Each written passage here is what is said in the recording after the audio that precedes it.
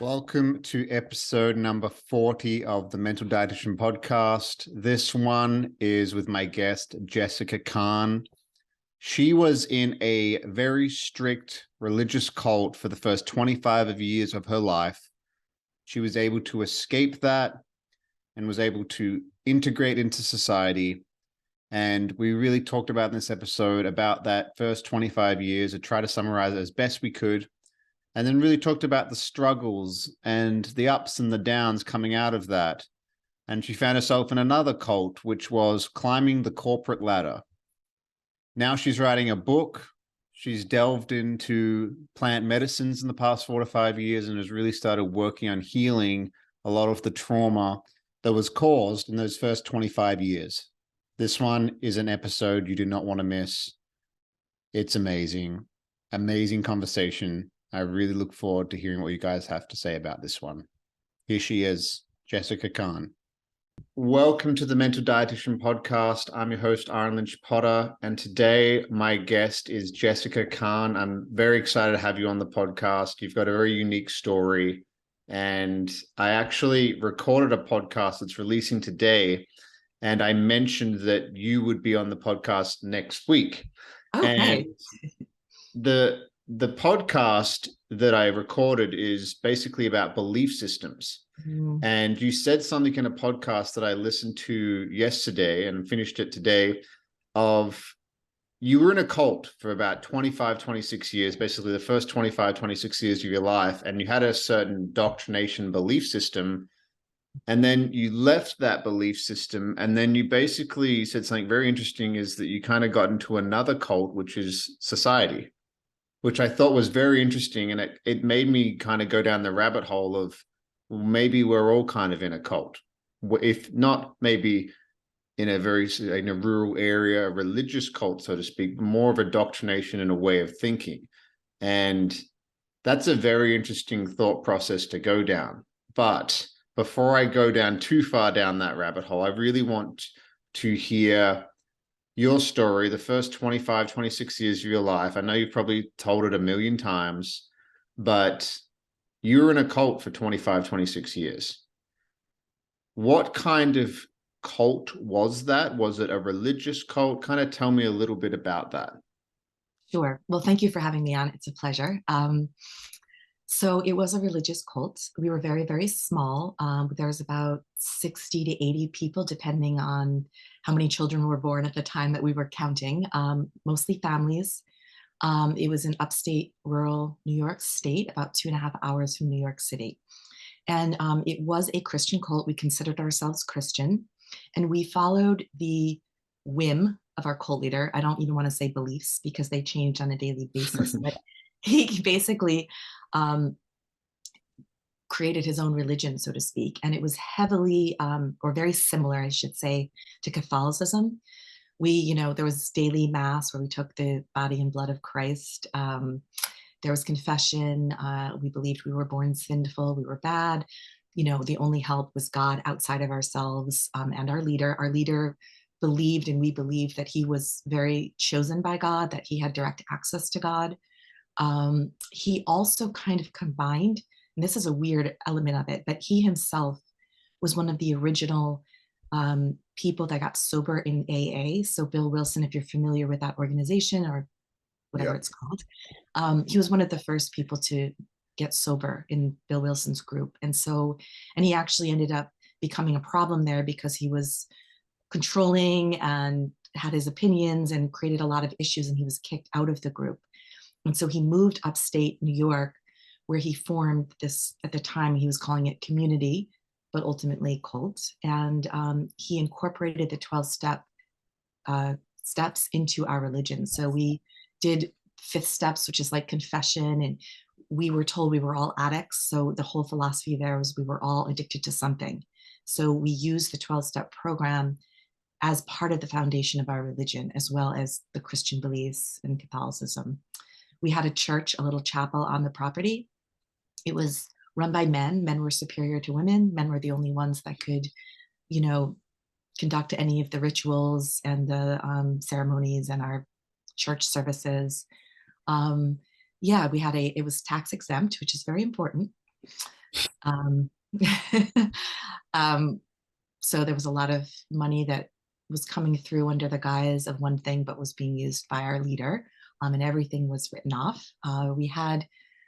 We were registered private school, but our schooling was kind of erratic, and it was more like homeschooling. So we had like a basement where during the times that we were schooled, we would all gather there, and other times we believed the world was ending and we didn't need an education. And as children, we were put to work a lot. There was a very strong emphasis on work and getting disciplined for being bad. Wow. That's it, sort of. And you can ask me any In questions. a nutshell, yeah. Like, Yeah. how long before you were born into that community slash cult that it ended up being, did it exist? Oh, that's a good question. I don't know if I actually know the answer. My parents joined, again, it started more of a community. It started like, oh, this man has this property upstate, a couple hours out of the city, and he's, learning, expanded ways of thinking. So my parents would come up for like a weekend retreat. And then Mm. ultimately, one family at a time decided to buy some property and or build on the property. So I want to say probably, again, in more of a communal state versus the cult where there was the leader and he was controlling. I would say probably, I'd have to ask my mother, but maybe like 8 to 10 years and maybe less. Interesting. Maybe 4 or 5. I actually have no idea how long Interesting. before. Yeah. But it was definitely, it morphed over time. And I think that's why sometimes people wonder, how could these people, it's a very slow process. It went from, oh, let's just raise our children protected from the evil of the world, to suddenly there's a leader controlling everything. Um, So but somewhere interesting between how that that and happens. Like, it's that. a lot of people think that cults all of a sudden happen, and there's a lot of, we hear stories about cults, and um yeah, it's just, it sounds like it's slowly kind of, the needle slowly kind of shifts, and there's some really crazy ones that, like, there's this one that I heard of called Children of God, and Oh, the only reason I yes. know of that one is because a woman from one of Tony Robbins' documentaries was in that cult, and they basically expressed their love for God through sex, and it didn't matter how old you were, no matter how, if you were family, friends, it didn't matter, and it just, it finds it very interesting of like how somebody can create that much influence over a large group of people, and still maintain it without people kicking back and pushing back on it. Does that cult still exist? My cult, the cult that I was in. Yes. Yeah, I got off on Children of Sorry. God. Yeah. I was I just know, thinking. because I actually know a few people in my life. I have met few. So yeah, I know it is not, it no longer exists. About 7, 10 years ago, it stopped because our cult leader died. And also the land got foreclosed on. There was no money left. But it had been slowly, about 10 or 12 years after I left, it started to slowly fall apart. More and more people began to leave, the financial situation. So, and the leader is no longer alive. So Mhm. it no longer exists. There are a few people that are kind of couple families that have sort of still believe in him, I guess, and have kind of cultivated their own little community, but it's not active. Yeah, so interesting. What was Yeah. it like? What was it like growing up, being like a 10, 15, 20-year-old young woman in that environment? Did you feel safe? Did you Mm. feel unsafe? Like, what was it like?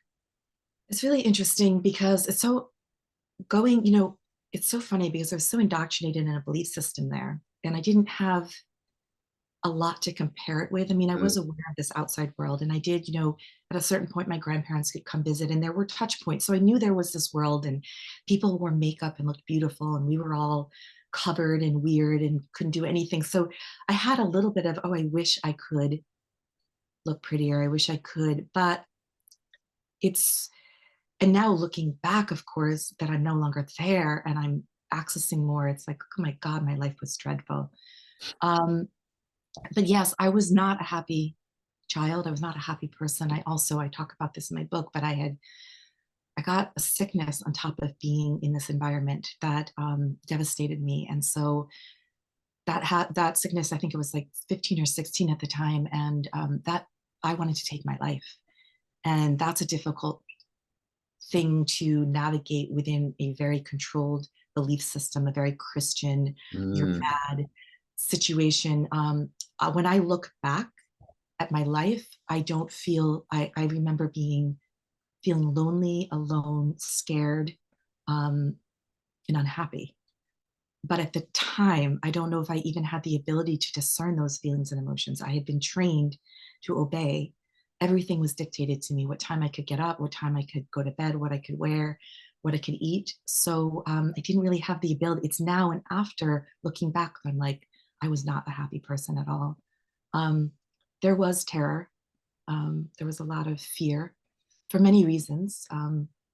There was a structure within the cult. We had a hierarchy, and we were very much at the bottom, and it was based on your financial status and what you could bring into the cult, among other things. So we were very, very low in the status as well. So there was a lot of abuse that trickled down, children of the elite families, bullying, and I just felt very disgusting while I was there, very repulsive. And that's so yeah, sad.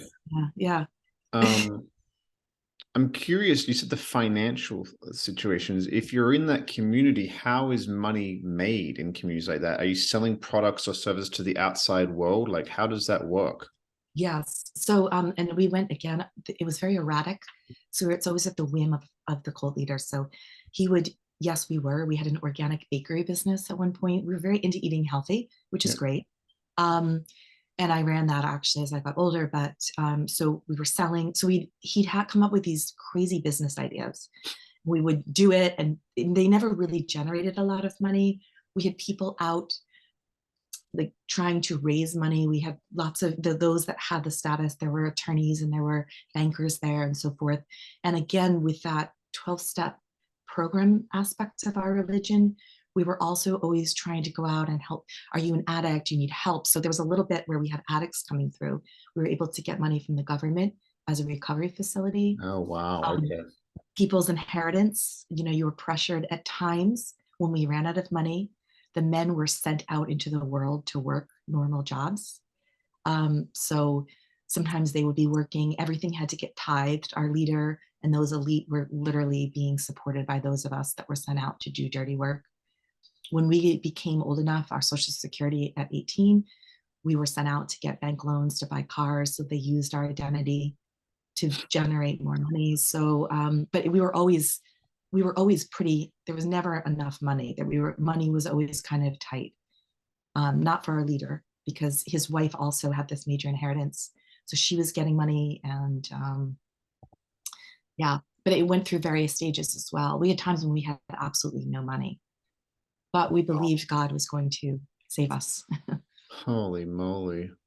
It's so It strange. it is strange, and it just makes me think that like there's so many people that are caught in certain belief systems that when they hear that they're like, oh, that's crazy, but then they might have a certain belief system that was given to them from their parents which is equally as crazy, but it's so deep inside that we don't even question it.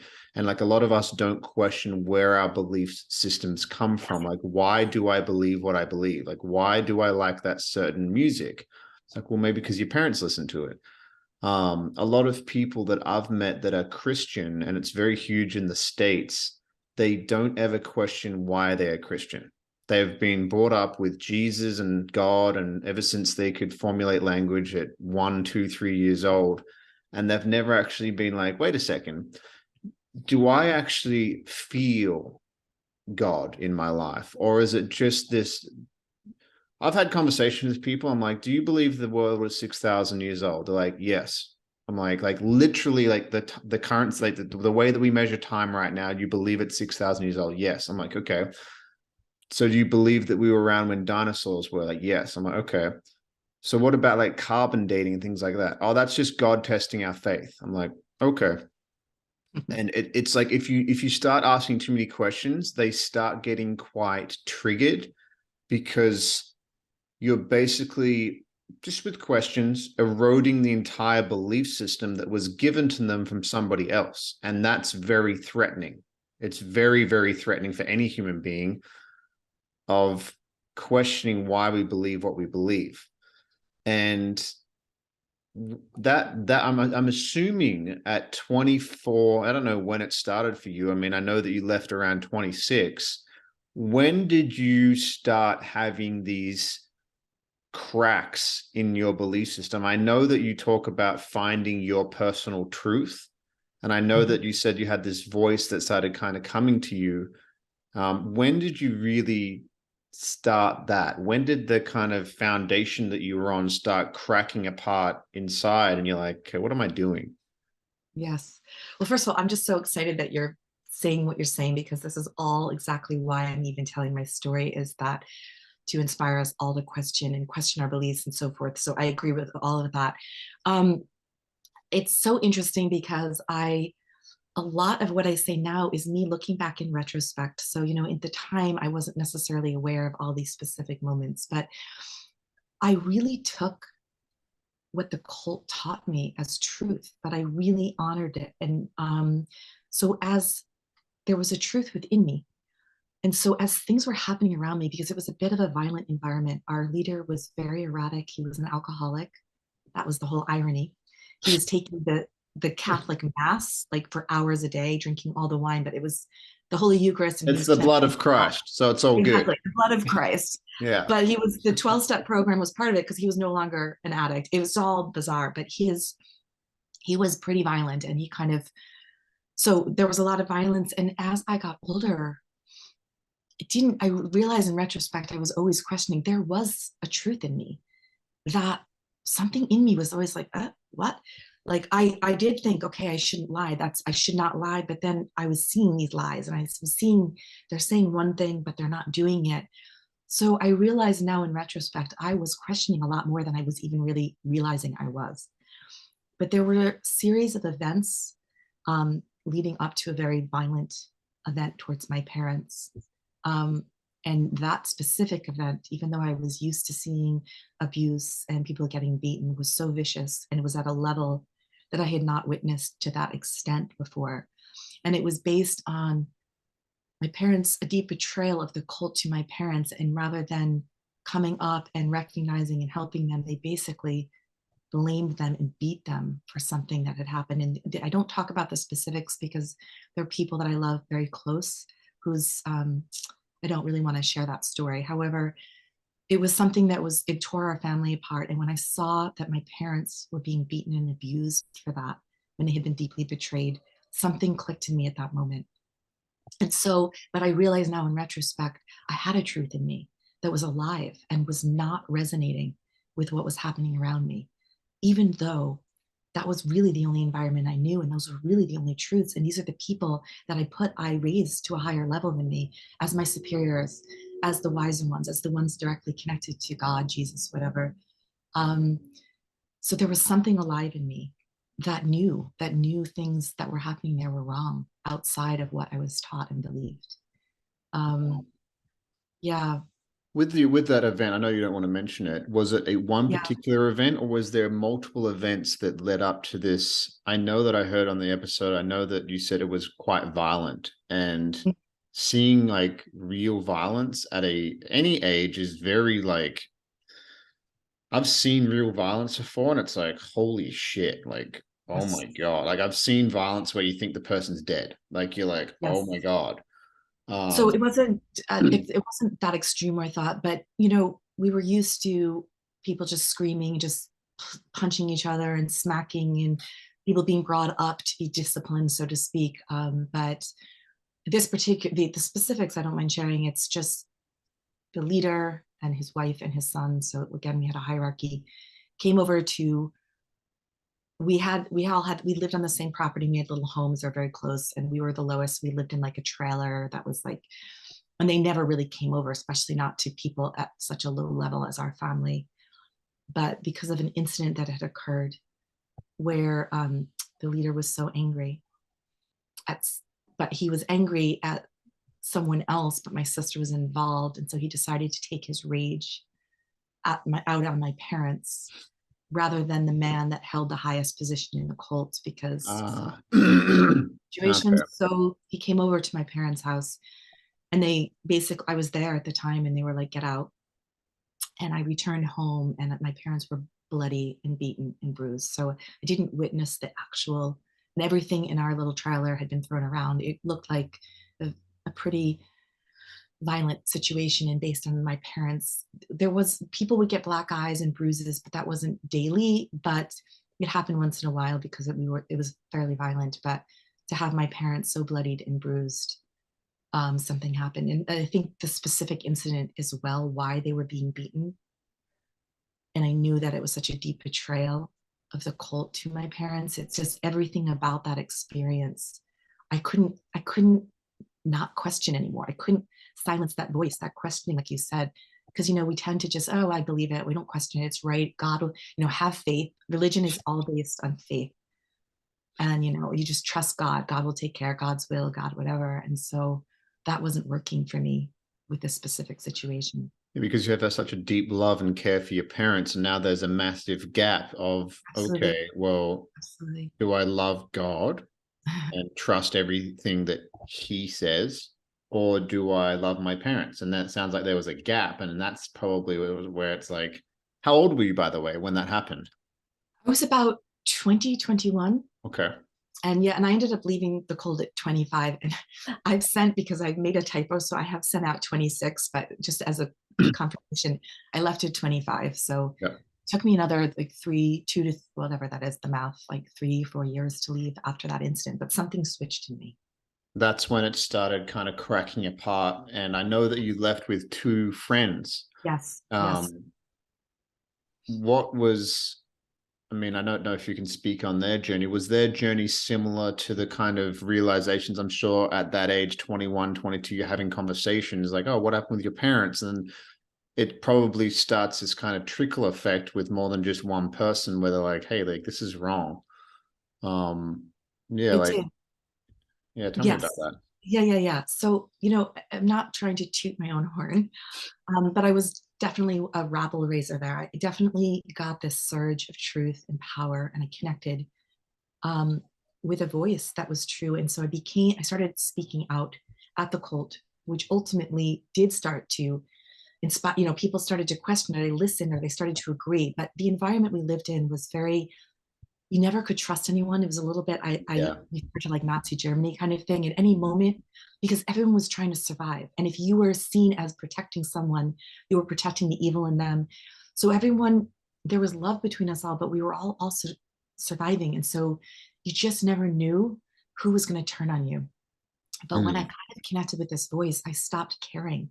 And I sort of was like, let them beat me and do the things that they do to me. I don't care anymore. I am going to speak out, and things are not correct here. And ultimately they asked me, they retold their story, so that God had called me out of the cult. So in all fairness, my friends took the opportunity that I provided for them. They almost didn't come with me. And it was one of these things where I was like, I'm going whether you come or not, because we were very heavily indoctrinated, and they were afraid. We were afraid the world was evil, and we were afraid of getting possessed by the devil. That was one of the things we believed, that the outside world was evil. And as soon as we did that, the devil would usurp our body, and we were going to hell. And I started to be like, I'm in hell now. So I would bring it on, like, this is hell. Um, so, my friends have their own individual journeys, and this is not to say they didn't go through their own thing, but I think their journey may have happened maybe afterwards. I was like, come with me, like, we're going to do this. I'm doing this, whether you come or not. Um, and they've since had their own journey. Yeah. Yeah. How long ago was this? I mean, I don't know how old you are. Was it like 10 years ago, 15 years ago? Like, how long ago was 25 for you? Okay. It's a question that I'm okay to answer, even though I've had to go through a lot, because getting older for me is not. So I'm actually 48 years old. You don't So look, that's the thing. That's why I'm asking it, because yeah, you don't look 48. Like, thank you. you look very young for your age. You're very Thank you. vibrant. You don't have wrinkles or anything. I, Um, so I'm that's very why I don't. childish. I will say that. So I didn't know. So I'm just wondering. So 48. So it was about what? Almost We're getting 25 years close to ago. 25 years. Yeah, we're getting Yeah. So close to late 90s, just when the internet is kind of starting to kick off. correct. It Um, was actually 99, and I was so the risk was because we thought the world was ending in 2000. yeah. It was a very big risk for me within that belief system. It's like I should just sit it out because we're gonna all get saved. So leaving before 2000 for me was a major risk The because I whole did think the world was Y2K and all the yes. computers failing. And it's Yes. very interesting. That's why I'm trying to understand like the belief within society at the time, Hmm. and kind of what you were going into. And then it's just so much going on. So you left the cult. Obviously, you finally were able to be like, no, I'm done. How did you leave? Like the day that you left, did you have your own car? Did you get on a bus? Did you walk out of there? Like, Yes. how did you do it? So it was unique in that I had started to really speak out and started to be like, when something didn't feel right, instead of, I get called into this meeting where they would all gang up and be like, you're terrible. And I'd be like, well, this doesn't feel true to me. And I started to kind of spit back what I'd been taught. I'm like, but it feels like a lie for me to do this because it's not resonating. And so I started talking with people and I got reported on but people were questioning. So they basically asked me to leave in so many words. They Hmm. pretended that God had spoken to them. So that was a unique situation. And so because they were asking me to leave, and because it became in their best interest to have me leave, it was also in their best interest to support me to leave. Wow. So I had a couple $1,000s I had saved from, my grandmother every year would send me $50 for my birthday, things like that. I was able, there was a car registered in my name because they would use our identity.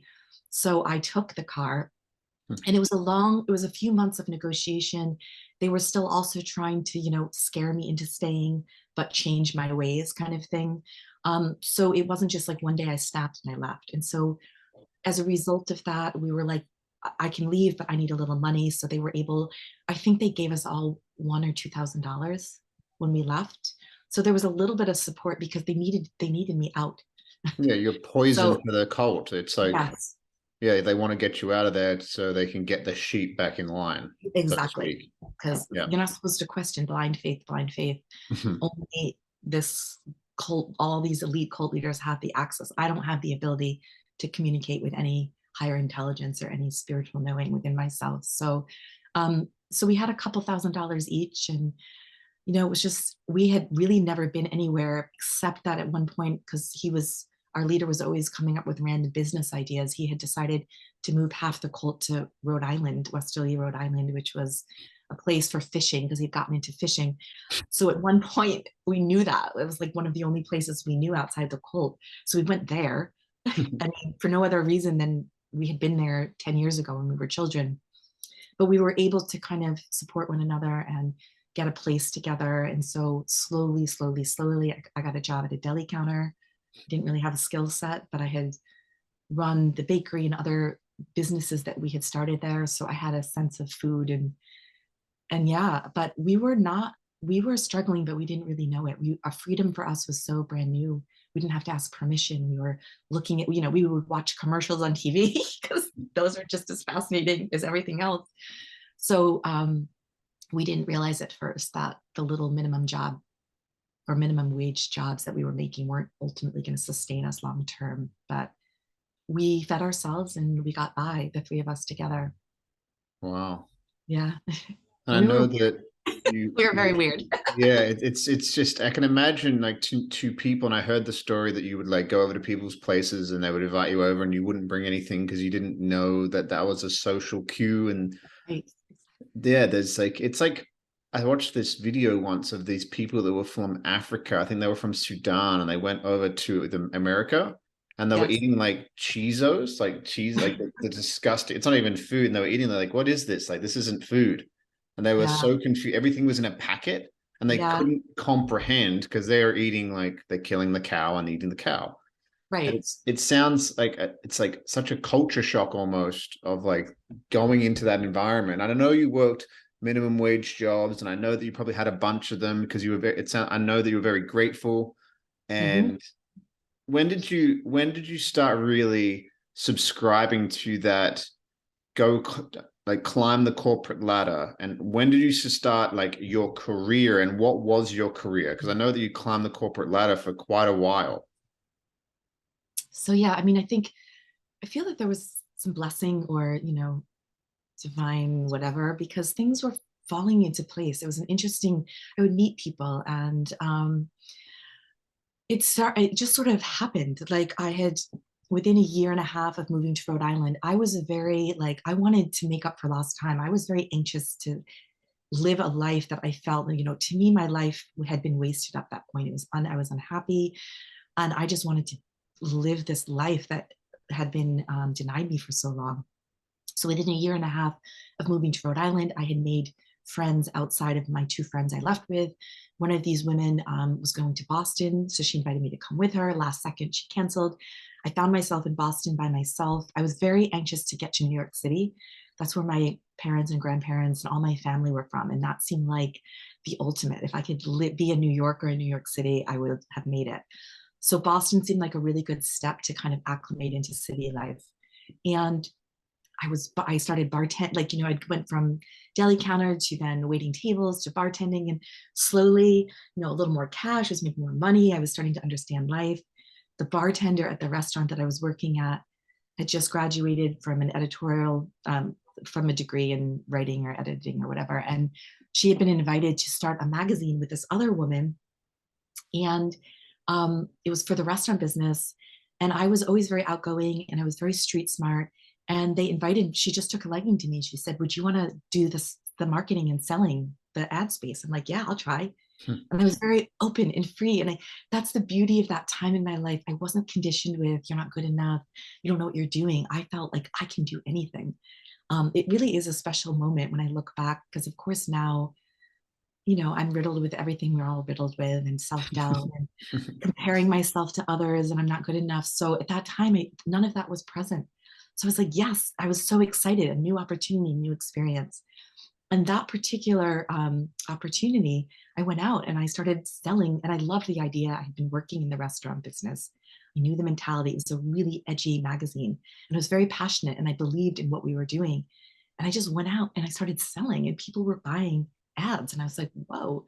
But what that did is it gave me sales experience. And so I kind of built on that experience. And then I went and got another sales job. And sales, you don't really need, as long as you're social and you can sell whatever you're selling, people don't really care what kind of education.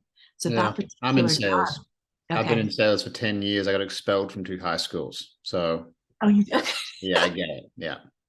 yes. So ultimately, that's how I climbed it. I had a career in sales basically, and the more experience you have, and the more you can prove a success rate, the more jobs you get, the better paying. And of course, sales also, as you know, is commission. So you're running your own little business. So the more you Yeah. do, the better you do, the better more money you make. And once you start to feel what money feels like, you're like, okay, I definitely want to make sure I keep this happening in my life. Yeah. Yeah.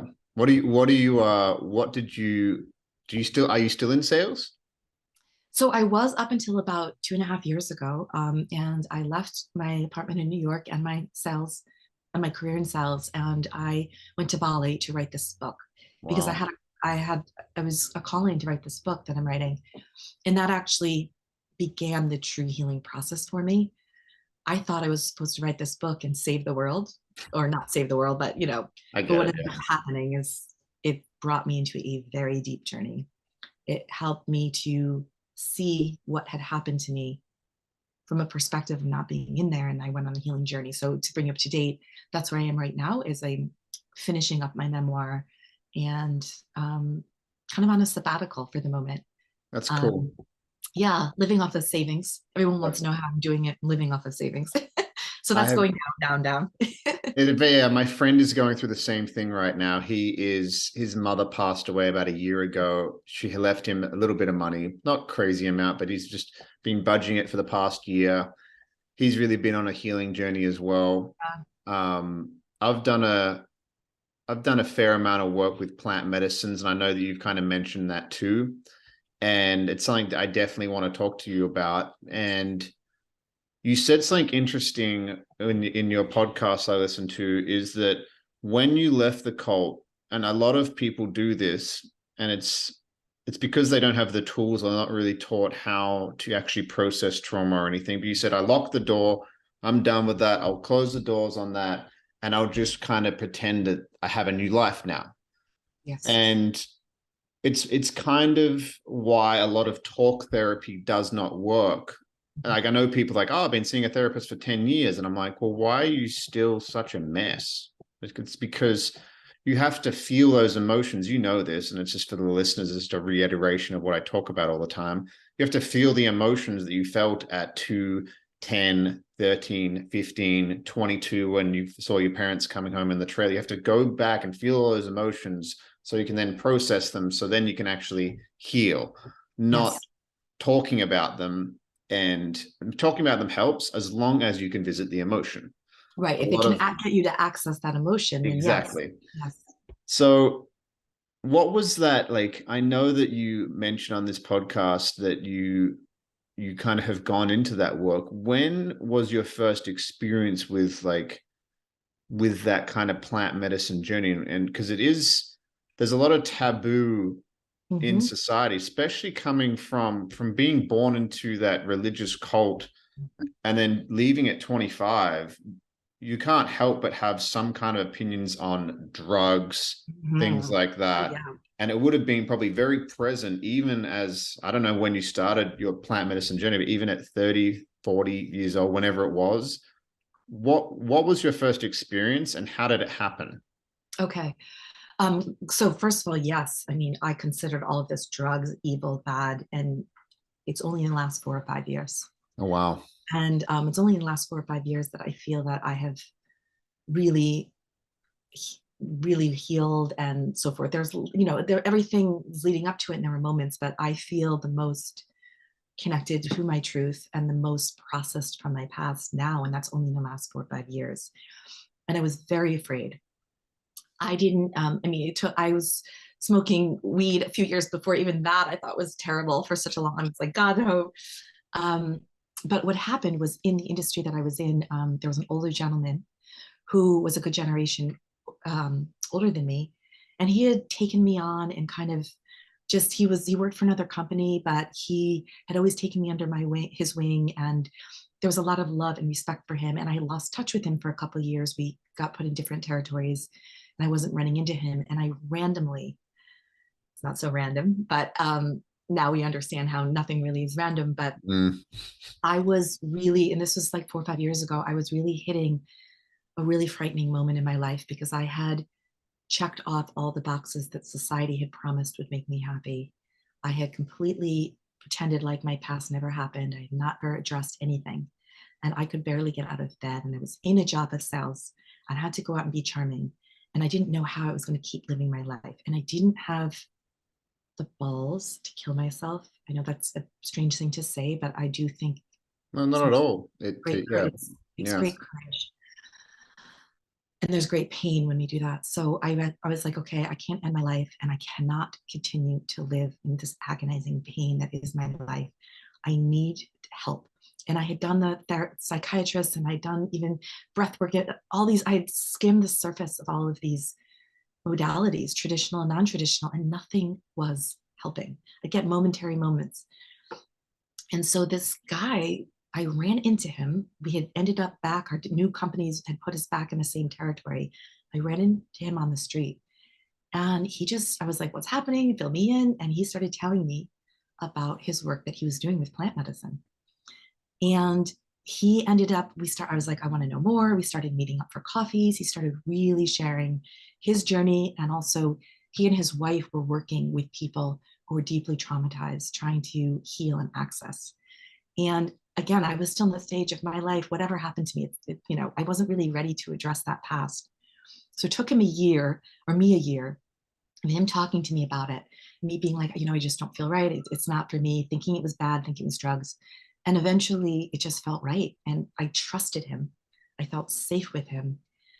He and his wife, I would meet these people and I started to really feel safe, that I was in a trusted environment with people that I respected and I felt I could trust myself and my sanity too. And so I always think that's really important. People who are going on that journey is, really connect with your intuition, who who you do the medicine with, you know, what medicine you do, when you do it. These are all things that only we can answer for ourselves.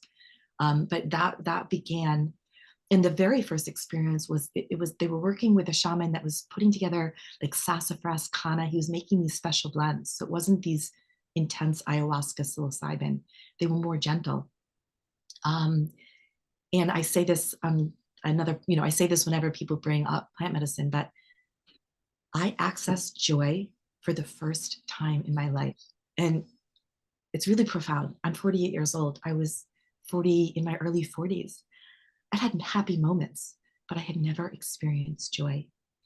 And if nothing else, that gift alone from that experience to me is so profound and so beautiful, because once I can experience something like joy, I can begin to emulate that more in my life with or without the medicine. It showed me a sensation that was mine to have. But then what it ultimately did is it started taking me in a very gentle way into these deep memories, into that past that I promised I would never, ever access again.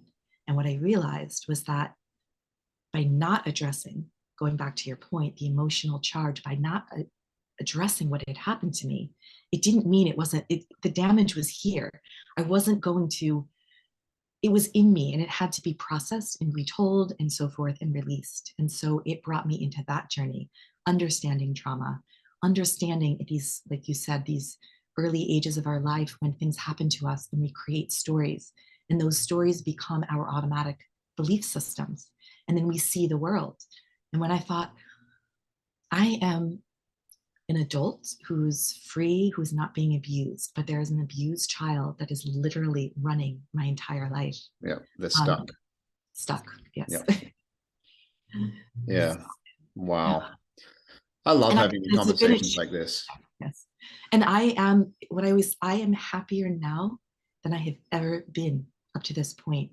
And I'm not happy all the time. And I still struggle. I struggle with depression still. It's not that it made everything go away, but it gave me tools within, and it allowed me, and also allowed me to understand, so that I'm not afraid to know myself. I'm not afraid to go into those memories. I'm not afraid to process.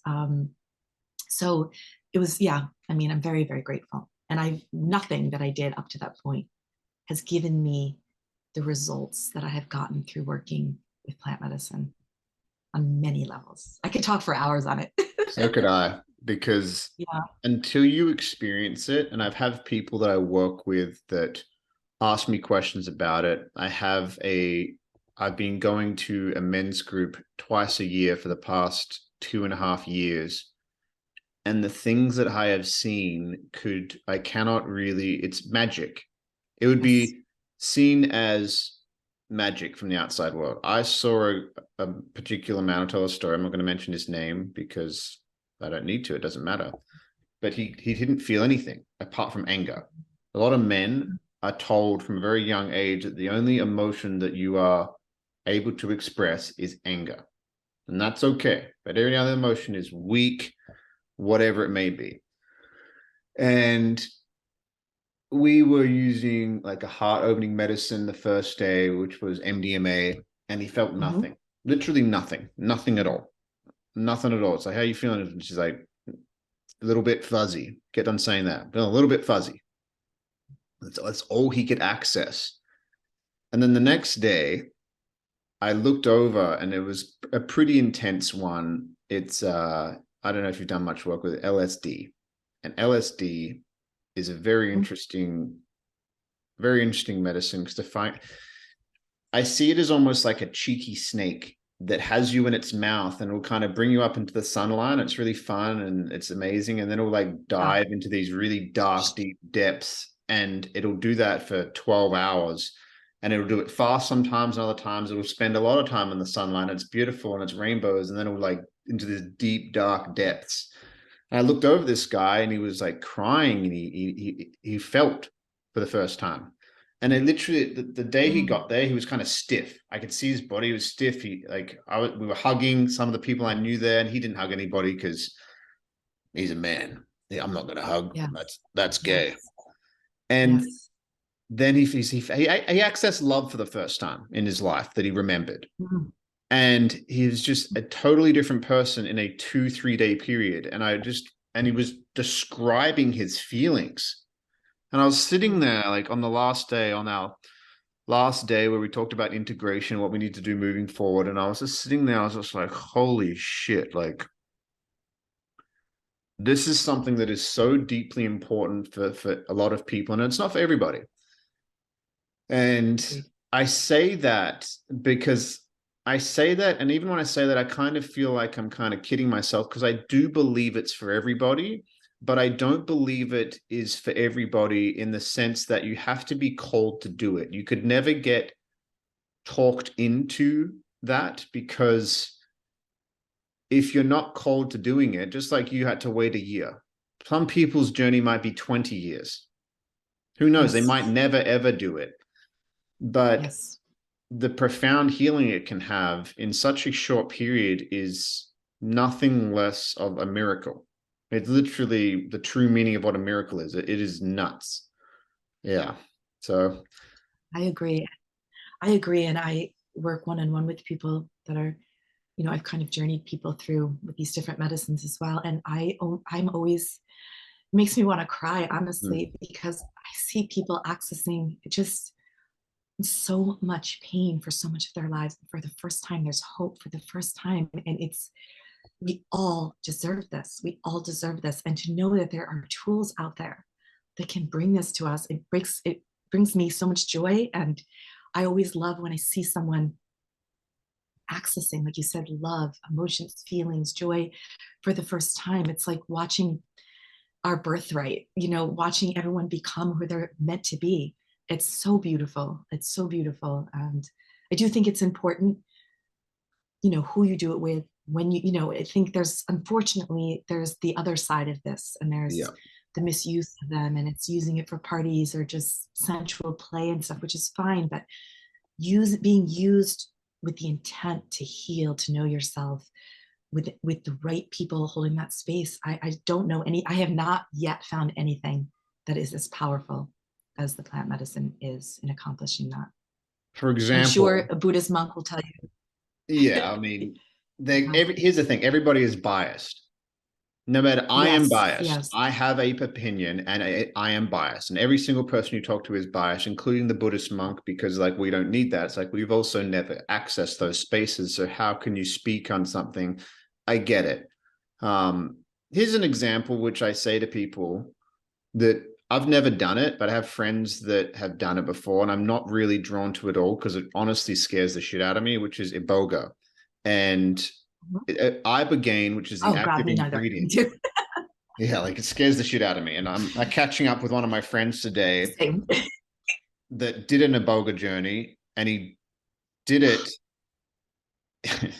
He did it 5 times in a 2 week period. Like they did it like ayahuasca, like how they did an ayahuasca. And he did it like that, and I'm just like, holy shit.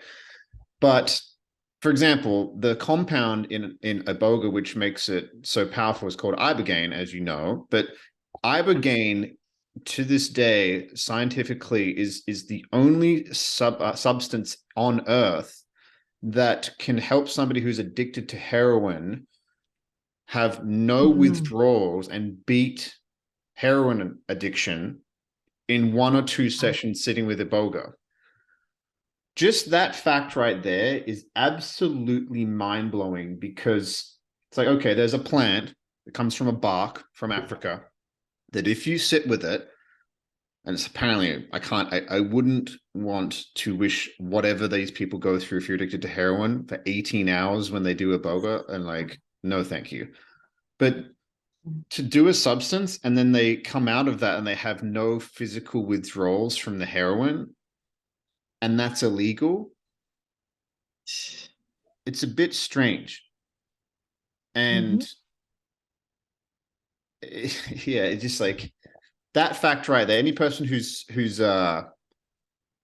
against plant medicines and you just tell them that, it's just like, okay, argue with me. Try and argue with me. Like, show me some evidence. I mean, the use of MDMA for people with PTSD and what MAPS is doing. I've seen people talk about Yes. things on that particular substance. Like, I've seen people realize they were sexually abused. But they can Yes. talk about it because their brain is so flooded with serotonin that they can actually visit these memories without having a massive trauma response like this. Absolutely. And it's just like, I've seen it in person. It's like, wow. And those things are illegal. And it's, It's yeah, there you go. sorry. Oh, it is. I mean, kind of overlies this whole even like religion, right?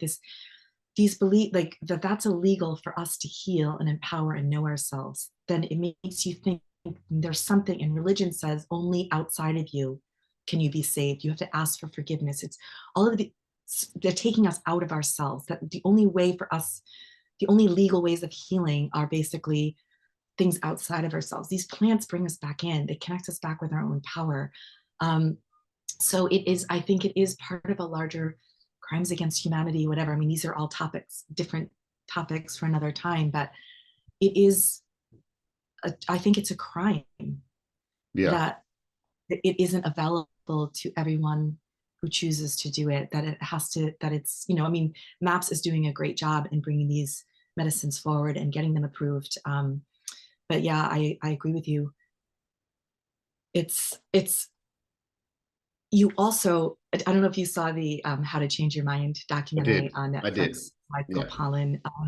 Yeah. But you see, it goes back to this energy, right, of trauma, right, where you see the relief these people have been they're accessing maybe the fact that they were sexually abused. That energy has been there, whether they acknowledge it or not. You see the relief just of them saying it out loud. I actually started crying at that point because these people, for the first time in their lives, were actually getting this happen. They had been holding these energetic traumas secret. Some of them didn't even know. I mean, in my case as well, I hadn't accessed or connected. The release of just simply connecting, admitting it, here it is, and then telling someone, that in of itself, you see them just free. They want to talk. They're going through every experience. They feel safe. They're not re-traumatizing. You can see the energy as they access the story more and more, and as they release it. And what I always think is beautiful is I've never seen anyone release it as a victim. I see people releasing it in understanding. I did this. I didn't love my mother, even if, like, it's so fascinating because they're releasing the entirety of the story. They're part in it. They're not, I never hear people being like, oh, he did this to me. It was terrible. Like, they'll access emotions, but it's such an empowered accessing as well. At least that's been my experience with it. Yeah. It's really I've beautiful. seen people start off like that where they get really angry at their mom or their dad, but they eventually work through that Okay. anger and then they come on the other Yeah. side of it. And you have to feel that anger Yeah. because when you're 5 years old and your dad or your mom does something to you, when you're 8 years old, you do feel that anger and you can't deny that. And That's true. Yeah. one of my one of the people that I've spent time with in that space, he's just like he's like, there's an adult version of you, then there's a kid version of you, and the adult version of you can Yeah. see that your mum and dad did their best, and you can rationalize it as an adult, but you've still got that 10-year-old that's like, why do I feel like my mum doesn't love me, or whatever it may Yes. be. So and a lot of us as adults, especially with talk therapy, will rationalize it. We're like, oh, well, I can see it because my mom was abused, her parents, like, blah, blah, blah, blah, blah. And then we're not actually listening to that inner child that's within us being like, fuck them, Yeah. That's fuck what very they fair. did. Thank you. That's actually accurate. Yeah. And but you're talking about when they come on the other side of that, when they can actually see, it's like, oh, Yes. I And maybe I'm also, contributed to that. yeah, and not, and I should rephrase that because it was a bit confusing. I was sort of kind of also referring back to my own experience in that when I accessed those very painful emotions in that space, I guess what helped me not, I could access the emotion, you're absolutely right. And anger has to come out. And Mm, people, and sometimes I needed people to witness what I had experienced. That was, I have these steps in my book on dealing with trauma. It's just my own personal steps that I realized was important. And one of them, because I had lived such a repressed, I was in such denial of what had happened to me and of that cold, the intensity of what it was, that the first thing in my healing journey for trauma is I had to admit that there was actually trauma.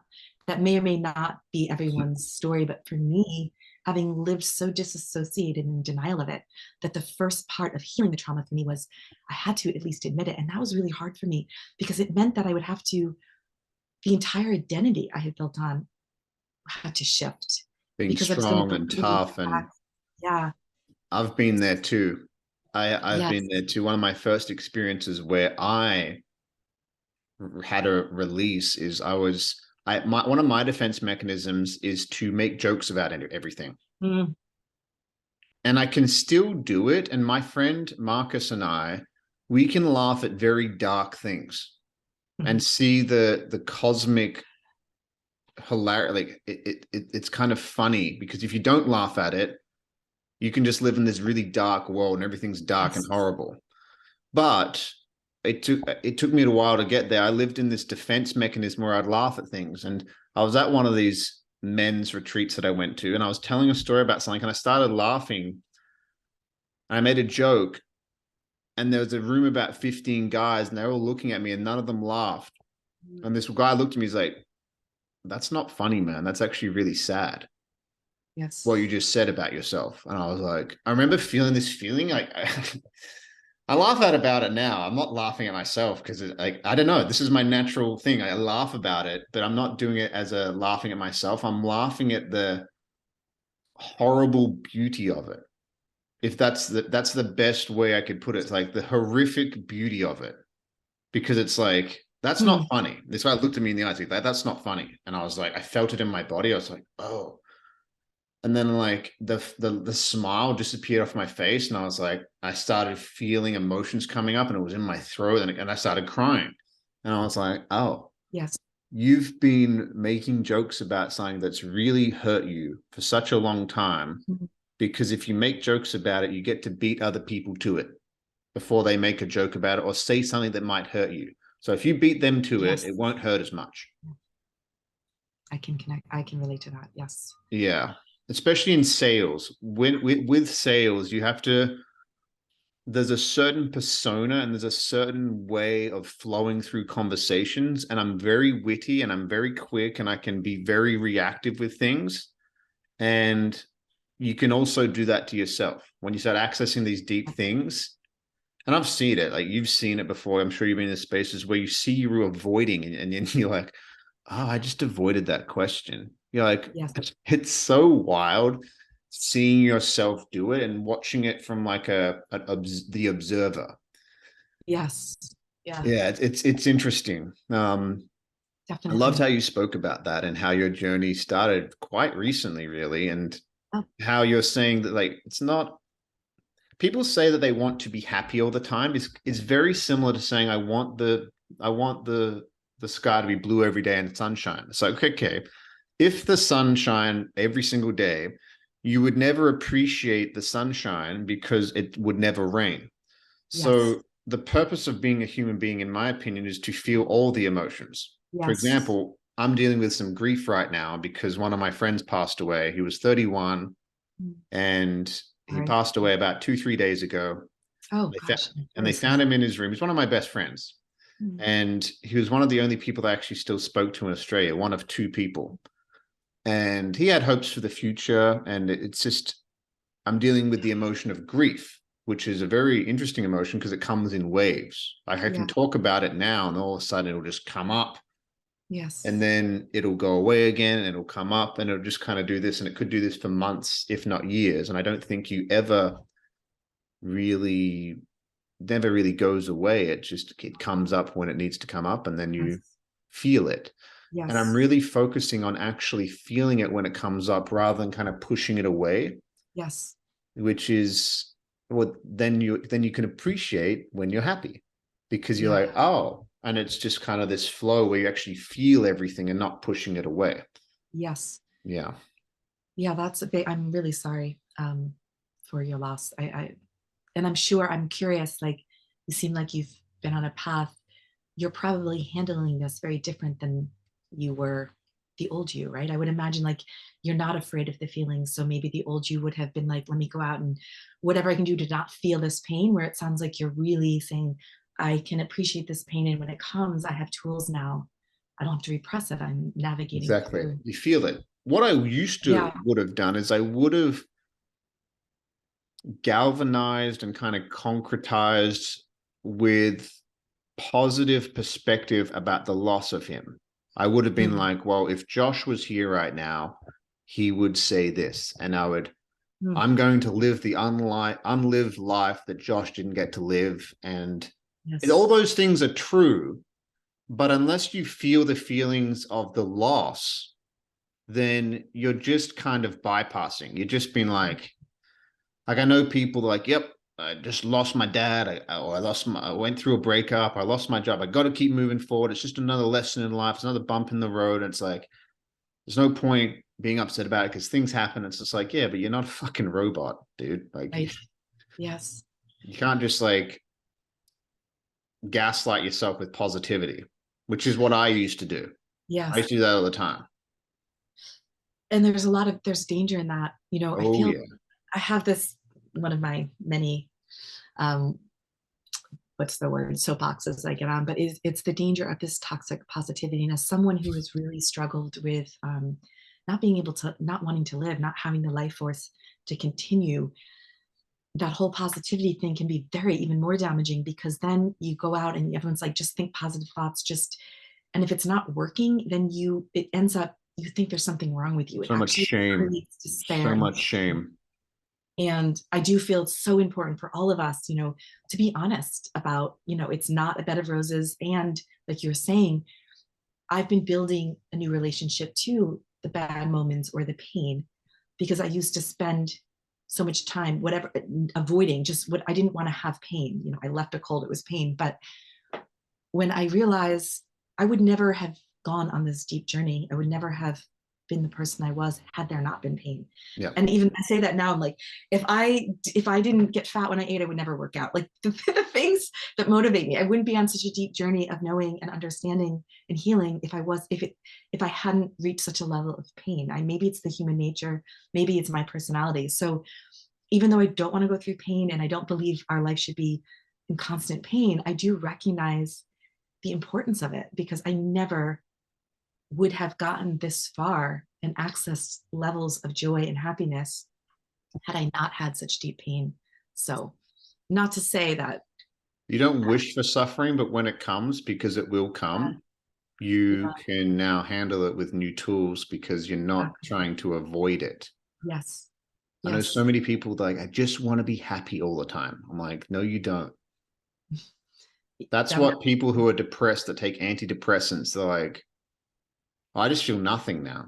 And it's better than feeling what I'm feeling before. It's like, well, what you were feeling before is your trauma screaming at you, right, but you're not listening because you don't know how to listen and you don't have right, any tools to listen. And exactly. society just tells you take this pill or go talk to this person, but it's not the right tool. And it's We don't feel hard. safe to listen. Sorry. Yeah, it is. It is. It, yeah. It's Like escaping. it It's feels like, unsafe. Like we're protecting, like I have so much, that was me for so many years of my life. And, I was very brave in other ways, but that was part of my self-preservation. I can't access that. Like I can't, it was terrifying at first. So I have a lot of sympathy so do and I. Yep. understanding. Yes, And I feel a lot of sympathy and compassion because it's like, if you don't know what to do, then how can you do it? exactly. You don't have any tools. And that's what's happening right now. That's why I kind of do this podcast and I talk about a lot of different things. And like I've talked about tools to be healthier with physically. But what I'm really coming to I just turned 30. And what I'm really coming to the opinion of is that everything comes down to your identity of what you believe yourself to be. For example, if somebody is overweight, it's not that they have an issue with food, it's they have an issue with loving themselves, because any person that loves themselves, why would they eat that food? We all know like eating fast food every day is not good for you. So if somebody's stuck in that, if they really loved and cared about themselves and think that they were worth being healthy and worth living a long life, they wouldn't eat that. So it's actually a spiritual kind of psychological trauma issue, not necessarily the food. Now, on the flip side of that, sugar, fats, and carbohydrates are extremely addictive to our human body that we have. We're not just this spiritual being, we're also humans. The amount of Yes. times I've thought that I'm dealing with, oh, there's some emotions coming up right now, and I'm just fucking hungry. Yeah. Like, it's actually ridiculous. I laugh about it. I'm like, oh, right. What's going on? Like, is there some stuff that's coming up? I'm like, no, you haven't eaten for fucking 10 hours. Like, oh, okay, I eat food and everything's fine. Like, it's so stupid. So Yes. there's like that dichotomy of like, yes, you're a spiritual being and you have trauma and you have all this stuff and you can blah blah blah and it affects your life, but you're also a human being Yeah. as well. Yes. Yes. Yeah. And it's difficult for, and you're using it as an example, but, especially if, we are raised on sugar and things like that, there's so many factors as well, Yep. to why someone might, have that need for it. Deep emotional things that I used to be a trainer for years. I trained hundreds and hundreds and hundreds of people, hundreds. And the amount of people that would actually stick to it was 1-2%. And I'd always Yeah. be like, why is this not working? And I used to think it was in my early 20s. I was like, if they just have enough information, that'll be it. And there's too much information in the world these days that almost gets confusing. And there's not enough tools for people to access why they don't want to exercise, or why that they've never had a successful relationship, or why that they cannot stop drinking or cannot stop smoking. And then you get told to go to therapy, and that's kind of boring. Like, Stir, yeah, stir, stir on the top. Nothing. yeah, It's true. I'm a big believer in because also when I left the cult, it was just like I was a warrior for righteousness and justice, and anything that was wrong, I was like, nobody defended me. I was going to defend the entire world. I wanted to fight the system and this and this and anti that. And then it dawned on me, we fight all of this injustice within ourselves. And when we are connected truly to our truth and ourselves, all of this, it really is the answer. Let me speak from my own personal experience. I believe that it is the answer, and that all of these other issues are our body's communication, like you said, a deep trauma, it's screaming to be heard, but doesn't know how to express itself. So it's depressed or it eats.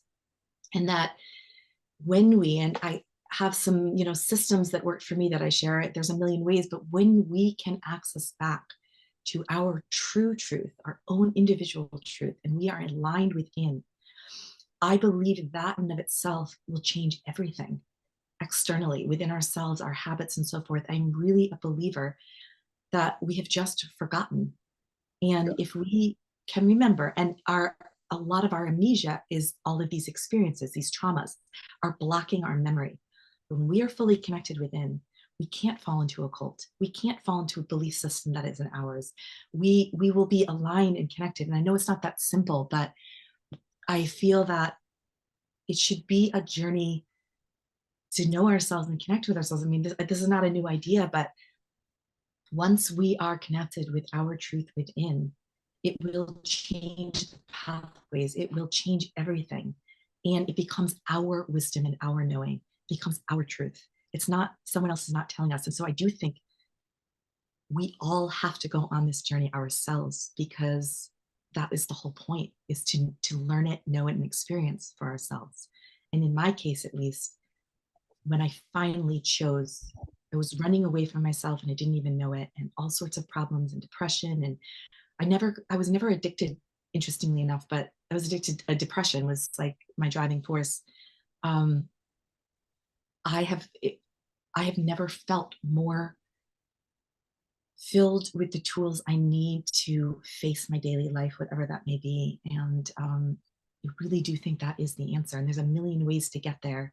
But can I share something that I made this, I modeled it sort of off of the Pledge of Allegiance to the United States, to our flag.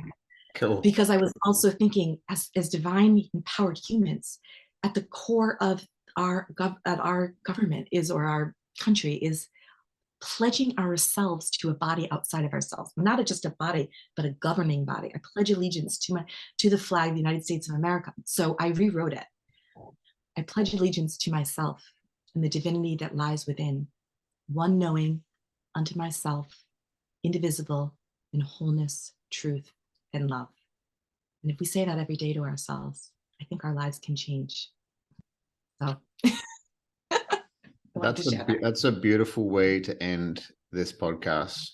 That was amazing. one more question, because I know that people will want to hear more from you. And you should follow My Truth, My Story on Instagram. I know is that your handle? Yes. So my Yep. handle is mytruth.mystory. Yep. And that's Instagram, Facebook, TikTok, YouTube, Twitter. I'm not active on all of them, but Instagram is where I am keeping everyone updated on, the book, the progress of the book. You can also email me. You can private message me there. You can email me at mytruth.mystory.contact@gmail.com. And My Truth, My Story is the umbrella in which my book is under, but it's part of a much broader kind of vision I have. And I do believe we all have a story. And I believe in order to tell our story, we need to find our truth. But at the same time, by starting to tell our story, ultimately will help us find our truth. So Yeah, they can go inspire into each ourselves. other. Yes. Yeah. Yes. Thank you, Jessica. Go follow her, people. I was going to ask you when the book is done, but it will get updated on Instagram. It will. I finished the manuscript and I thought, okay, I just need to get a publisher, but I got it out for some professional reads and I have a lot of reworking to do. So it might take a little longer than I That's all expected. right. But it's there. It's a live entity. So There's 48 years of yes, wisdom and lessons to cover, and I can't even comprehend writing a book. Maybe I'll write one day. I have no idea, but I just the undertaking would be a lot. So it was. And it's a lot of, it's so personal. I had to stop writing for a year. As you can imagine, I'm healing myself by default. So yeah, when things come up, I have to go deal with things. yeah. So yes. Thank you, Jessica. I Thank you. appreciate it. And Yes, we'll have to do this again sometime. I would love to. Thank you. It's really been a pleasure. Thank you. Thank you.